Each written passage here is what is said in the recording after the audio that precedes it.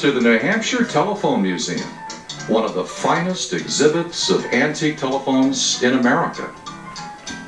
The telephone was invented by Alexander Graham Bell. He and his colleague, Thomas Watson, became convinced that speech could be transmitted over electrical wires. In March 1876, Bell spoke loudly into his telephone, "Mr. Watson, come here. I want to see you." And Watson came running in to tell him he had understood every word. Bell's invention was an immediate success in cities and then spread to the countryside. Local entrepreneurs and business people started independent telephone companies, and poles and wires began appearing along streets and roads. One of these was the Merrimack County Telephone Company, MCT, which was established here in central New Hampshire. Dick Violet worked for the company for more than 50 years. We had 3 dry cell batteries in a box down underneath the telephone, and that carried your voice. You can visualize a wall set, a big box on the wall that had a magneto, and might be a 5-bar generator in there. You turn the crank and that signaled the operator.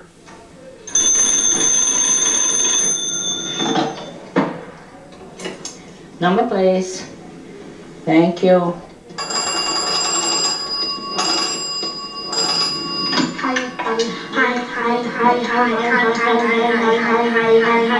The drop drops on the board. Then you take the back jack and plug it in and say, "Number, please." Then she'll give you the number and you'll say thank you, and you ring the number with the front jack. Payphones were set up at stores so that people could make calls away from home. The operator knew you were making the correct deposit when she heard the right combination of bells and gongs.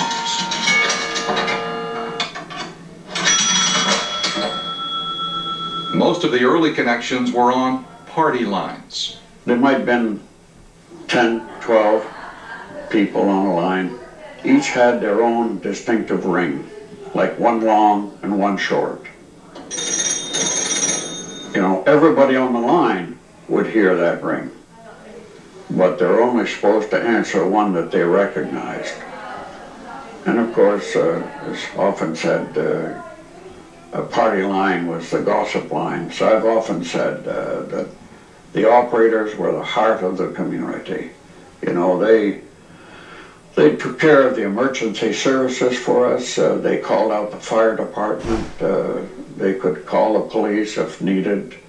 They knew where the doctor was. Shirley Sharples was an operator for MCT for decades. Being a telephone operator, you knew most everything that was going on in your town, good and bad, and everybody's business. What time they got up, what time they went to bed. And they'd always call back and say, "Don't call me," or either call me in the morning at 6, I want to get up, go to work, and I'm afraid I won't hear the alarm clock, so I'd have to call. At 6 o'clock is when I went to work at night, a night telephone operator. My cat would yell right at the door till I'd let him in. When he'd come in, he'd walk all around on the switchboard and plank himself right down on it and stayed right there. The drops would fall, the cords would fall, he never moved, he loved it. And one night, my other lady that was day operator, she left her knitting. And my cat got into her knitting and raveled that all up, and the next morning I felt like a 2-year-old because I had to show it to her. Dick Violet joined the company in 1946 as an apprentice lineman, setting poles and stringing wires. World War II was over, and there was a real pent-up demand for telephone services. That first year, I think we set over 300 poles. And the next year, we set over 450 poles. We had a crew of 4 men. We dug by hand and used pike poles to put poles up and into the ground. It was hard work, and especially in the month of August, when in hardpan, when it was real dry, we found that digging was was pretty hard, because we used long iron bars, about 8 feet long. They're heavy, and it had a chisel on one end and a diamond point on the other, a 4-sided point that we had sharpened by blacksmith every so often. And sometimes we had to use a little more encouragement to get the dirt out. We used dynamite. More and more people wanted telephones, and fewer people wanted party lines. This meant more wires in telephone cables. When MCT began installing cable, the company sent Dick Violet to cable splicing school. He was the principal cable splicer for decades, for MCT and also for a sister company, Hopkins and Telephone Company. Of course, telephone lines were likely to need repair in bad weather. It wasn't a job for the faint of heart. The volume of calls was overwhelming the operators. So in 1949, when it opened an exchange in Sutton, MCT became one of the first independent companies in New Hampshire to put in dial service. And that relieved a lot of the pressure on the Bradford switchboard. We put in dials, installed dials on both the switchboards in Bradford, the magneto switchboards, so that the operator could plug into the Sutton trunks and dial any number in Sutton. And likewise, the people in Sutton could dial their own numbers within the community and dial 0 for operator in Bradford. She answered, and then she connected them to the outside world. The dial system worked through stepping switches. When you dialed 7, for example, the phone would send 7 electrical pulses to the switch, which would step 7 times.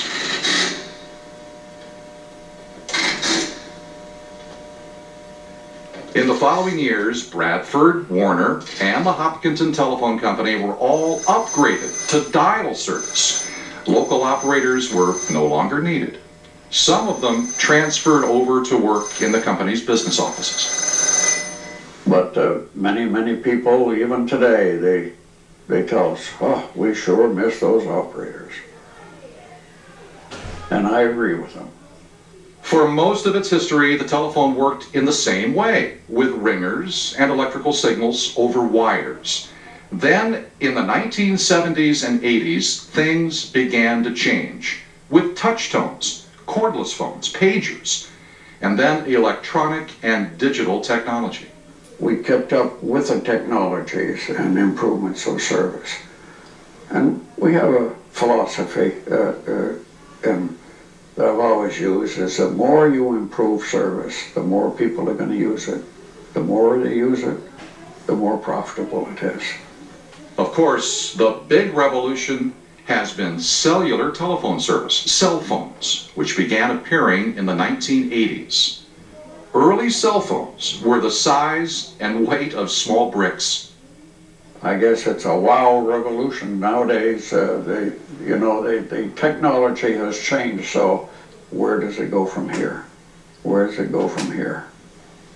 As he progressed through his career from apprentice to lineman to cable splicer to vice president and general manager to president and chief executive officer of the Merrimack County Telephone Company, Dick Violet collected telephones, antique phones, phone parts, switchboards, switches, phone books, photos, and tools. In Kentucky, when we built our first building down there, I had a little display, and that grew. And then when we built our third big addition down there, we dedicated a room to it. And I had probably, 60 pieces or so hanging on the wall and on tables and so forth. And they were very crowded, butt to butt almost. In 2002, MCT was sold to Telephone and Data Systems Incorporated. And Dick Violet, his son Paul, and other associates turned their energies to creating this, their biggest and best museum. That's enough about me. Now come on in, let's look at the exhibits.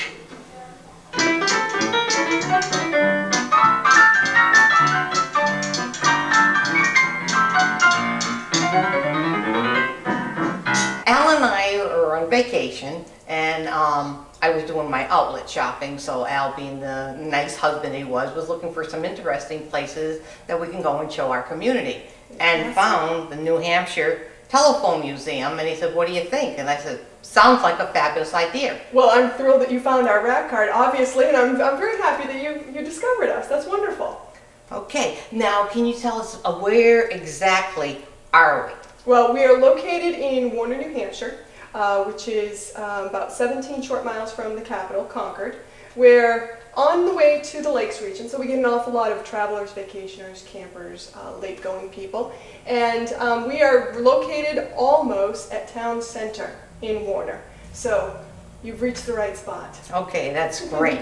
And so we're really looking forward to finding the history. Because we just have a newly elected selectman, Billy Gorman, and he used to work for the telephone company for many years, so I'm sure it'll have his interest as well. I hope so, I hope so. We get a lot of linemen, a lot of retired telephone people, a lot of retired operators that come to visit us. So I'm hoping that once he sees your program, maybe he'll stop by too. That would be great. And then give some more stories. Absolutely. Okay, that sounds great. Well, let me tell you a little bit about how we started, Sue, because the history of the museum is almost as interesting as the artifacts that we have. Mr. Dick Violet, who was actually a resident of Warner for, oh my goodness, so many years I can't even tell you. He worked for the telephone industry, started off with a small, petite collection of telephones that grew and grew, and back in 2005, decided that a museum was the way to display all of these artifacts. So today we have about 1,000+ artifacts on the main gallery floor. Now below us there is an equal amount of storage space, so we are continually getting artifacts in. People graciously donate a lot of different phones and computers and all sorts of things to us that we refurbish, and we rotate them in and out. You can see from this wall, this gives you a little quick glimmer into how many different phones we have here at the museum. I remember my parents had one like this. Absolutely, absolutely. And one of the charming things about all of these phones is that in many cases, we allow people to touch them. Very unheard of as far as museums are concerned, but that's one of the charming things about our particular museum here. I'm going to give us a tour that's somewhat chronological. So I'm going to grab this liquid telephone here, and I'm going to bring us around the corner and show you basically the beginning, if you will. All right, well, we usually start here at the beginning, as they say, and as I'm holding this particular strange looking piece of artifact, it's called a liquid telephone. But before I tell you about this, I want to just bring your attention to this drawing right here. This is a picture of Alexander Graham Bell here and Thomas Watson here. And one of the things that impresses me most about these two men is the fact that Alexander Graham Bell was 29 years old and Thomas Watson was a very young 21-year-old. I'm not sure about your viewers, but of course when I was 21 years old, I didn't invent anything yet, so that in and of itself is very impressive. Now you can see from this painting there's a strange looking item right here, which is the liquid phone. Now this is really where it started. Now obviously Bell had been working on a variety of different phones, such as this gallows model here. And in theory they had actually been working, but this one right here, this is the one that actually really was very important. There is a small thimble down here that Bell wanted to put battery acid in. And he thought that that perhaps might help aid the voice travel across the wire. By the way, you would talk into the phone like this. So it's kind of a unique shape. Well, what happens, as the story goes, Bell had a jar of acid on the corner of his desk, which inadvertently spilled. Watson was in the other room, and Bell had called to him into the phone, "Mr. Watson, come here, I want you." Well, Watson came back into the room and excitedly told Bell two things. One, he heard him through the phone, but perhaps more importantly, "I understood what you said." So that was a critical move forward. That was a very impressive thing that happened, and they knew that they were really, really onto something. Now, when I'm telling you about this beginning story of the telephone, I definitely have to tell you about this gentleman right here. I would be remiss if I didn't tell you about Elijah Gray, because Elijah Gray was also working on the telephone almost at the same time, and he had actually put his patent in for the telephone as well. Now, depending on your research and your resources, some people say, obviously school has taught us that Alexander Graham Bell was the inventor of the telephone. However, again, depending on your research and your resources, Elijah Gray also submitted his patent, and he too had many different things that he had invented around the telephone. So I actually am not comfortable in saying that Alexander Graham Bell was the inventor. I have to let people decide on themselves. So if you're a guest at the museum, you're happy to read everything and then go home and do your own homework. But certainly you'll have to make your own decision on who actually invented the telephone. So, as I said, we usually start chronologically. So from here, we're actually going to go around the corner, and we're going to look at the next telephone in the history of telephones. Before we do go, sure. Is this like showing a picture of the acid? What does this represent? It is. That is our. We have actually. It's a great question, Sue. By the way, we have these items right here: 1, 2, 3, and the one that I was holding. Those are the only 4 artifacts in the museum that are not true artifacts. Everything else we have are true and accurate. This little rendition down here, of course, is our display of what the acid would have looked like had it, of course, fallen onto the floor, which, of course, it did. So that picture, by the way, is a great source for conversation for a lot of people. Although a few guests came in the other day and said they don't really look that young with those chops. And maybe they don't, but they were, as I said, 28, 29, and 20 and 21 years old. So. Well, times were a lot harder then. A lot harder, too. Absolutely. They all couldn't look as good as us, right? Exactly. Okay, let's go All on. right. So if we go around the corner here to the next phone, the next phone that we actually take a look at is this phone right here. And this phone is referred to as the coffin phone, simply because of its shape. The coffin phone was also came to light in Boston, Mass., which is where the story began, quite frankly, which I neglected to mention. Now, the coffin phone, which doesn't necessarily, again, look much like a phone that we're accustomed to, it did work very well, and it had one handhold. But the problem with the handhold, like children with the tin cans, right. You never knew whether you were speaking into it or you needed to listen. It was constantly going back and forth. So what they decided to do was remedy that and add 2 handholds. So now, of course, you can hold one here, and talk and listen at the same time, so there was no confusion. However, that's not a great problem solver. What if you wanted to write something down? What if, God forbid, that in crisis or war you lost a hand or something? Not a good thing. So what would happen next was an invention from Mr. Francis Blake right here. This is called the transmitter. Now the transmitter, this was a huge leap. So this was one of the first huge leaps forward. Now before I tell you more about the transmitter, I do want to point out the shape of the phone, and I also want to note that it's mounted to the wall, okay? And I'll get back to that. But the transmitter worked very well. There happened to be 2 problems with the transmitter. One, in order to hear someone well, you needed to walk right up to it and address the transmitter and speak right into it. Now, one problem was, if you had a wretched cold, of course, most likely everyone else in your family would also eventually get that wretched cold. The other one is, again, the phone is mounted to the wall. So once you rented your phone, you hung it on the wall. So if you had growing people in your family, or if you had shrinking people in your family, it wouldn't work so well, because you always needed to be on your toes or sneaking down. But I want to point out the phone that's right next to you.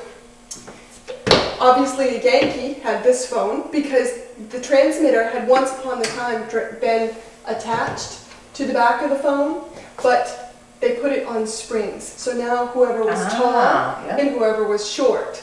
So they remedied it in the best way that they found possible. But eventually, this is what the phones would look like. So it was a little bit more attractive, but served the same purpose. So obviously if you were taller or if you were shorter. Now, back to the shape of the phone.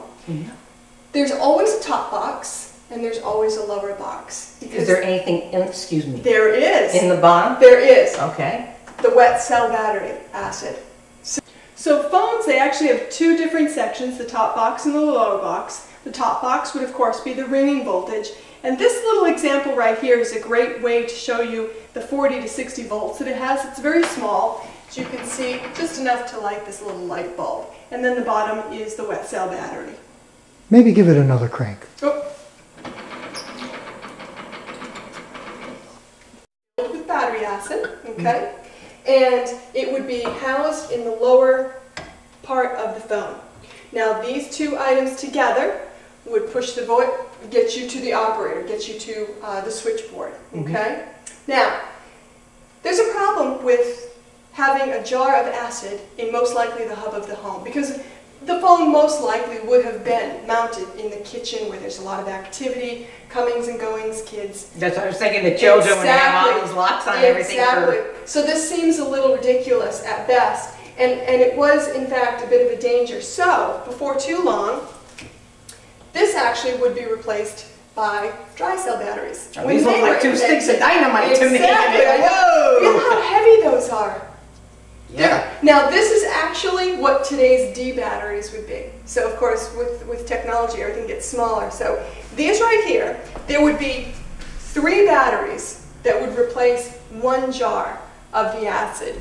How long would it normally last? About 3 years. Wow. Yeah. So as you can see from this phone, there is still a top section and a lower section. The batteries would be kept on the lower section, although it really doesn't matter. And they would last, as I said, about 3 years. Now, something to keep in mind is that back in this time, phone calls were usually made to exchange information, to share something quickly, to let somebody know that somebody was in need or something like that. Unlike, for example, today's conversations where, let's say, my niece can actually have a 3-hour conversation about a little bit of nothing.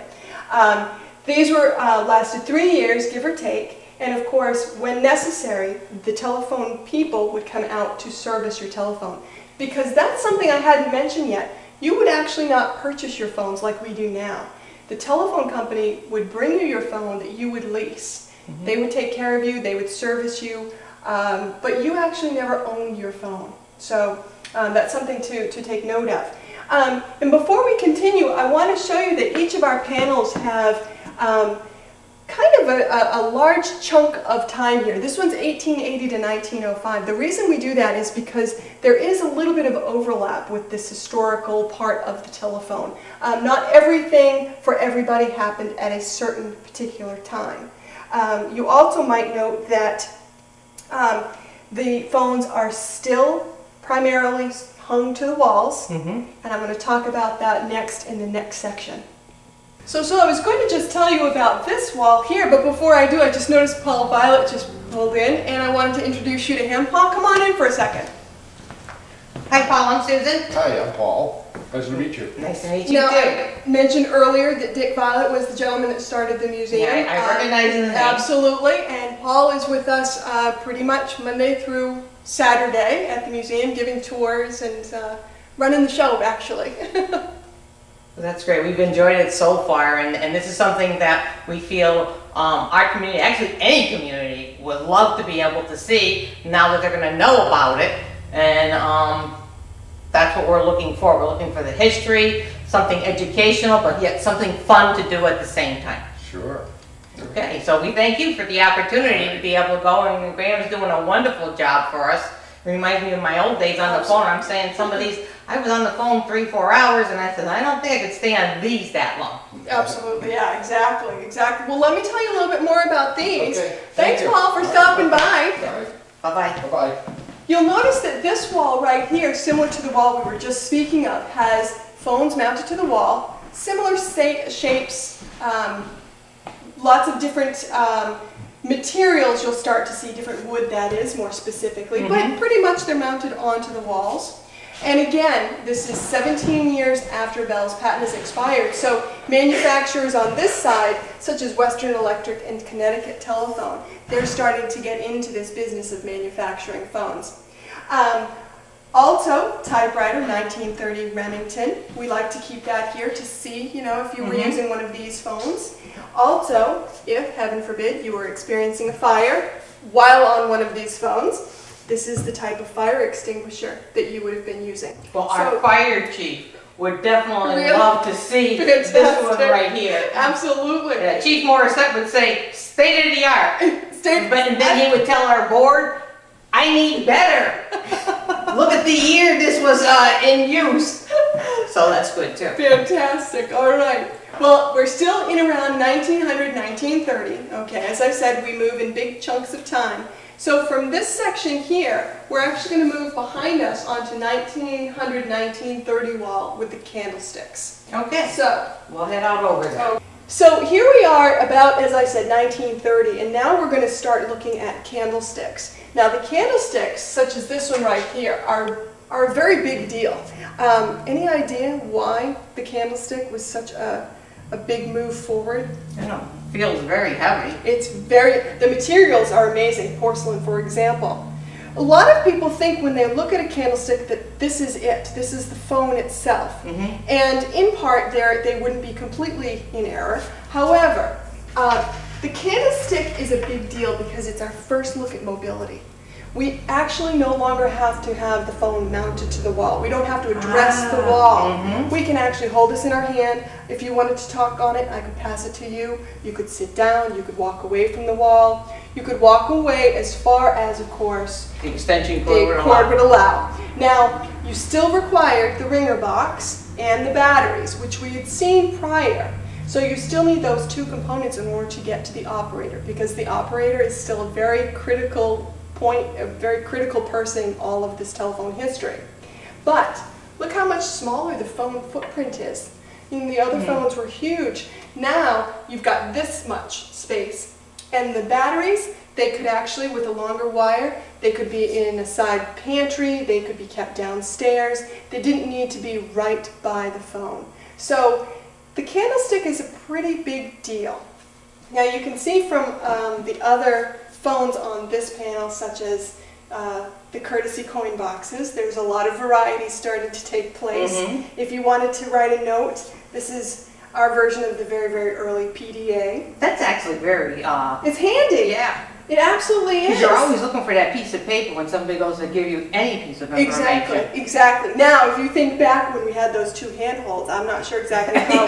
Hold on, let me get a piece of paper. So a lot of adaptations are going to start taking place, and you can see that this is really beginning to get intermingled into what was then modern life. Obviously, we've changed since then, but it's really, it's becoming quite an industry. The courtesy coin boxes, those actually, a lot of people look at those and think that they're odd, but if you had a homestead, if you had a bed and breakfast, for example. Little country store. Exactly. Phones were expensive. Not everybody could actually even afford a telephone. So if you had a telephone and you had guests or family members that were wanting to place a phone, they would obviously want to pay you, and you would obviously hope that they would pay you, so you could pay your bill. So therefore the telephone company would give you something like this. You could put your change in right here, you could collect it here, and then when it came time to pay your bill, you would have the funds to do that. And you can see we've added this little artifact here, just like the typewriters that I mentioned, this little adding machine. So think of it like this. If you happen to be using one of these candlesticks, you would have most likely been adding on one of those machines. And the same thing with the milk cans there? Exactly, absolutely. Just again, it makes things very relative, so it's easier to understand where we are in history. Sure. From this panel right here, I want to bring our attention to this back panel here, which brings us around 1910, 1940. Now again, as we just said, we've got candlesticks that are beginning to come in all different shapes and sizes, and of course adaptations. I like that. I was tempted to do that one and think, how does that far out the thing? So just in case you forgot your list at the deli, you could actually ask the deli person to let you borrow the phone. So this one here, which seems to be a little bit clunky, it's not very convenient, but yet it is, because if you think back, you could actually be working at a desk, remain seated. If you need to place a phone call, you just pull the phone down to you. Now, nowadays that seems a little silly, but back then, this was fantastic. We also have a lot of different varieties, different shapes, and as we just said, we've got the steel and the Bakelite. If by chance you were using any of these candlestick phones, you would have most likely been rooting for this fella right here. So it's a nice way to let people know where you are in the continuum of time. Now from here, we go to this panel here, 1960. Here we are at this panel approximately 1920, 1960. And we're going to look at one of the last candlesticks here as far as shape is concerned. And one of the things that our visitors often comment on is how long it took people, inventors, consumers to take this handhold, put it over to its side, and all of a sudden now the phone pretty much looks, like we expected it to look, but it seemed to take quite a while to have the phone look like this. Now, if you look at each of these phones and feel these phones, oh yeah, heavy. Yeah, Any idea what sure. that is? What material the phones are being made out of? No. Bakelite. Really? You definitely know you're making a phone call. It's a heavy handhold. You know you're seriously making a phone call. Again, this would obviously, you wouldn't be able to make a phone call for too long. It's so heavy. Bakelite is the material that these phones were most likely made from because, of course, plastics were not yet invented. And this dial right here, absent of the actual rotary, is a testament to the telephone industry as far as from a business perspective. They were very proactive. The dial did not happen overnight for everybody all at the same time, but inevitably it would take over. So what would happen is folks would get this phone like this, and it would have this vacant dial spot, and when the time came, the dial, which was like a clip, it would get clipped right in, and there's the dial. And they wouldn't get the sales resistance to it because they felt comfortable with having seen that all the way along. Absolutely. If you do Google, and it's wonderful on the computer, they have so many old TV commercials. And again, that's something very different from today where when you Google the TV commercials, they would have these young, attractive saleswomen on there, making sure that people, one, understood how the dial system worked, but encouraging them and letting them know not to be nervous or afraid that times were changing, but that it was okay to keep up with those times. So that's kind of interesting at this point. Yeah, in fact, I was looking over. Oh, I'm sorry, I didn't know you were pointing into that. Go ahead. I was just going to say from here we actually go around the corner and we talk further about the dial. Okay, and just before we do, Al, could you just zoom in just for our some of our ham radio friends there? They have right here, because it says Connecticut Electric Telephone for Signal Corps, U.S. Army. So I thought that would be something of interest just to see there, and then field telephones used by U.S. Forest Service. Just a little shot there for our friends. We have a military section too, Oh, that you'll be able to great. get some nice shots That's of. great. Okay, thank you.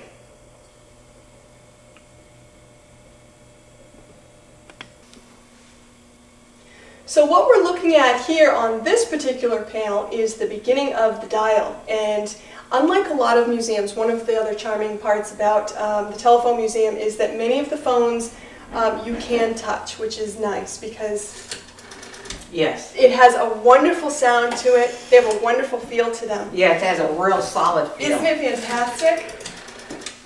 Well, this right here is a pretty impressive story, and actually a very interesting story. The dial was invented by Mr. Almond Stroger. Now, Mr. Stroger was actually an undertaker. He did not spend a goodly portion of his life in the telephone industry. He was an undertaker in Kansas City, and he had a fine business until one day he discovered that his business was doing not as well as it once had since the new undertaker had moved into town. So he was a bit suspicious, so he did a little homework and discovered that the new undertaker, his wife, was the new switchboard operator. So she was actually getting the phone Giving calls leads over and to giving him. leads to her husband, exactly, instead of poor Mr. Stroger. Well, he was not any too happy. So Mr. Stroger was up in arms about that. And by the way, in my research for Mr. Stroger, he sadly falls off the face of the planet after this whole dial situation, which is too bad. He's a very interesting, quirky man, very quirky. And of course, his background is fascinating, being an undertaker. Well, When he decided that he did no longer want to deal with this operator and her husband, he said, okay, why can't I make a direct phone call, person to person? Well, with some hat pins and some magnets, he invented the dial. And as it turns out, he actually used the dial system in his area for quite some time before the government decided that, hey, this is pretty impressive technology and we'd like to use it. And as the story goes, apparently he was offered, Mr. Stroger was offered $2.2 million. A lot of money, wow, a lot of money. Unfortunately, there's two problems with that. One, Mr. Stroger had already sold his business that he had started because of the dial. And two, he actually already sold the rights to his patent. So Mr. Stroger was out of luck. So it's at that point he went back to being an undertaker. And it's at that point also that I can't really find much information about him. So he, as I said, if anyone is interested, all of the characters in this whole history of telephone are fascinating individuals. So that's one of the things about the Telephone Museum that I find so amazing is that there's technology, there's psychology, there's science, there's a lot involved in this one particular building. And I have never heard that story before. Isn't it a fun story? It sure because he's a is. fascinating character, he really is. Also, one last thing before we go to the next panel is you might notice that most of the phones here, other than this little individual, are black. Well, we're about the same time period as the Ford industry, and one of their marketing strategies were to tell people that they could get any car so long as it was black. Well, same with the telephone industry. You could get any phone you wanted, any color, so long as it was black. So, minus this little green phone, you can see that phones pretty much came in one color. Before we go to the next panel, I usually try to pause people because this is one of those times when you want to reflect back from, let's see, we started in 1878 and we're now approximately 1950, 1960. Well, from then until now, we've made some pretty good leaps forward as far as technology is concerned, but not huge given that amount of time, which always strikes people a little bit strange. Now, when we go to the next panel, 1950-2000, you're going to start to see technology go at a pace that almost seems unbelievable. So on this panel here, we're about 1950 to 2000, and as you can see from all of the different colors, plastics have been invented. So at this point in time, technology of the telephone is starting to move exponentially fast. You've got dial phones, push-pin phones, the very famous Princess phone, which came in all different kinds of colors. Also the lights, the push-pin lights actually lit up on several of the phones. Phones actually at this time also could be customized. Like this color here could be changed out into a blue if your kitchen was of a blue design. So there's a lot of different things happening in the industry. There's multi-line phones, coda phones, multi-phones for businesses, which I mentioned. There's also the first showing of voice messages. So it's quite amazing at how much progress is taking place here as compared to just a few short years ago. But with that said, changes in technology are actually going to start to really explode once we go to the next panel, which happens to be one of our smallest panels yet. So this panel here, as I mentioned, it's the smallest one. It just takes up this short space. And you can see that we have relatively older cell phones. We have this lovely version that was popular in, well, Miami Vice was a show that actually made these popular. We have car phones, bag phones. What you don't see here, however, are smartphones, smartwatches, Google Glass. At one point, hopefully, somebody may decide to donate those items to us. But I think this section here is one of the sections within the museum that impresses me the most because the technology is moving so quickly. Japan is working on a variety of different things. As I mentioned, the Google Glass, Samsung watches, There's a company working on the technology that will actually go into eyelashes, ladies' eyelashes. So it's pretty amazing. And then the last exhibit here are the novelty phones, which we have a variety of different novelty phones that were donated to us. It was a very popular industry. Mickey Mouse was one of the first. And as you can see, this is a very bright and colorful and fun little section. So this is a section great for kids because they can actually touch all of these phones. And I like this one right And here. that's your favorite there? Yeah, the old patriotic red, white, and blue. Has to have Absolutely. that showcase for sure. Love that. It's still, to this day, a fairly decent money-making industry because, of course, as you go to any yard sale, people are still buying novelty phones, and of course, they're using them, and then to our great fortune, they're obviously dropping them back off here. So it's a nice little section for the younger kids to play with. So your museum will entertain any donations that Absolutely. shows telephone history. Absolutely, absolutely. And I would go so far as to say telecommunications. We had a very nice gentleman that drove from the West Coast here in his RV, loaded top to bottom, front to back with computers. Because obviously that's one of the things about the Telephone Museum that is very relatable. I mean, the technology runs from telephones to computers. It's all across the board telecommunications. So that's why we try to have a lot of rolling exhibits so we can share that. So people actually can come visit us once and know that they can come back several other times and not see the same exact artifacts. So it's a nice way to show what we've got. On this particular wall, you'll notice that we have a lot of prints and drawings and things that are fascinating and interesting to look at from a telephone perspective, not only Norman Rockwell, but you may notice we've got several Saturday evening posts here. The telephone industry is amazing on a variety of levels, including marketing. They had amazing marketing and branding techniques, and that seems to be very popular these days. But anything related to the telephone would somehow be placed into an ad, a magazine, a drawing, a painting, and it would be taken advantage of in a positive way, one way or the other.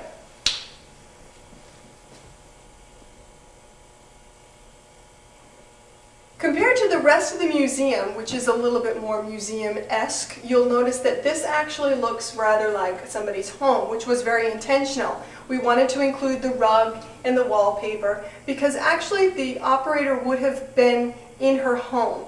Now, granted, she would not have most likely owned that home because the telephone industry would have leased it to her. However, she would have been there and she would have split the 12-hour day with another gal, each taking care of one shift and then another. She would have actually, the operator would have worked on a switchboard like this. This is a 100-line switch. And this actually we have set up in the museum so it does work. So I would love to have visitors come so we can show them and demonstrate how a switchboard works.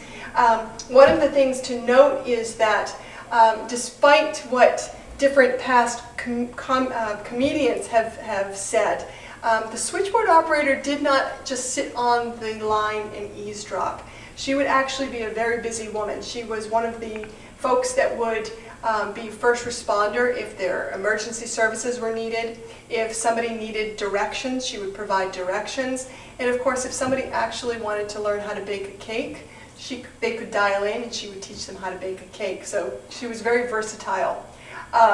Telegraph boys were actually the first to be on the switchboards, but they were 13, 14-year-old boys, so they actually were a little bit naughty and mischievous. So the telephone industry decided that they were not well suited for this role, and they decided that they would interview women. And so Emma and Stella Nutt, two sisters with funny little names, became the first operators and made a very good career, 33+ years career out of being operators. So this is how the operator's home would have most likely been set up.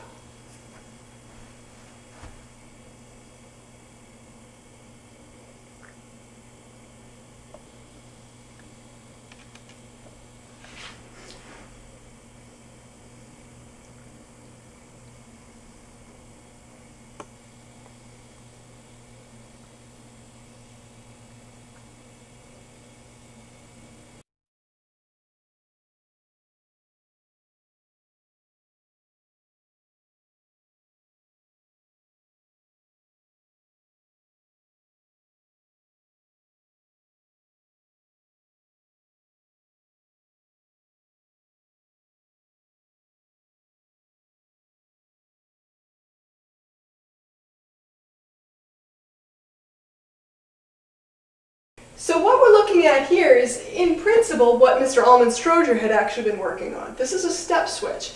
Now I'm about to turn it on. This is functioning at the museum. We've gotten it to working order. It would have been one of many that would have been in the Contoocook office, which Contoocook is the next town over.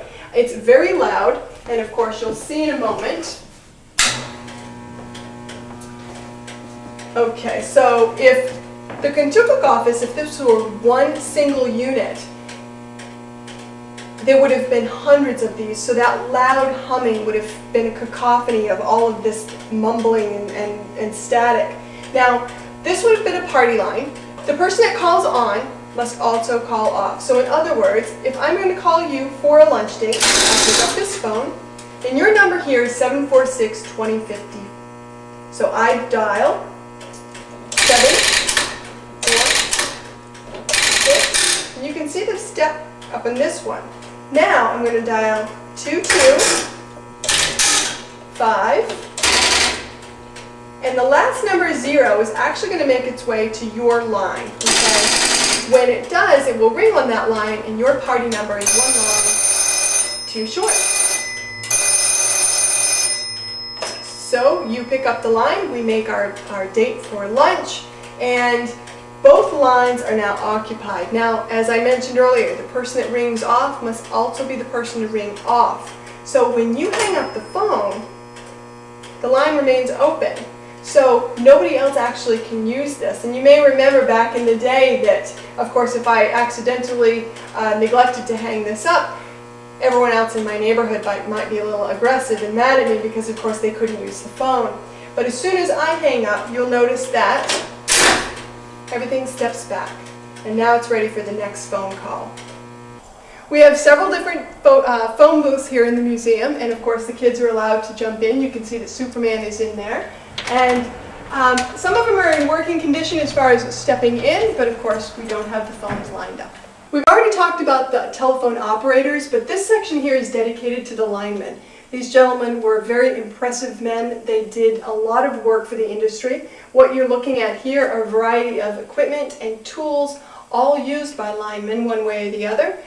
We also have a good showing of different wires. We have steel wires, copper wire, which was used after, and of course when plastics were invented, we have plastic wires as well. Now I do want to point out the digging spoon up top. This was actually used as a digging spoon to make a hole for a pole. We are located in Warner, New Hampshire, the Granite State, part of the Granite State, and of course the digging spoon would work so well until, of course, you hit really a lot of rock, so of course the lineman would actually have to use dynamite as well to make these holes. But there are lots of things to see up against the walls, all used by the linemen in this vocation.